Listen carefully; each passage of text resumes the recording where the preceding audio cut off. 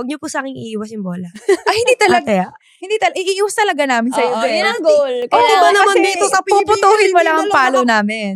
ate kasi sa UAP, iwas na iwas po. Wala na po akong ganap doon. Kasi iniiwas nila sa akin. Alam mo, that compliment yan. Oo. Dahil pag iniiwasan ka, ibig sabihin, magaling ka.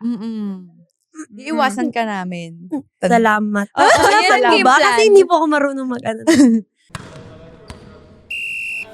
Grabe! Nabitin na naman tayo sa kwento ngayon. Kung gusto mo pa ng dagdag kwento, huwag mag-alala. Pag may time, kita tayo ulit sa susunod na episode.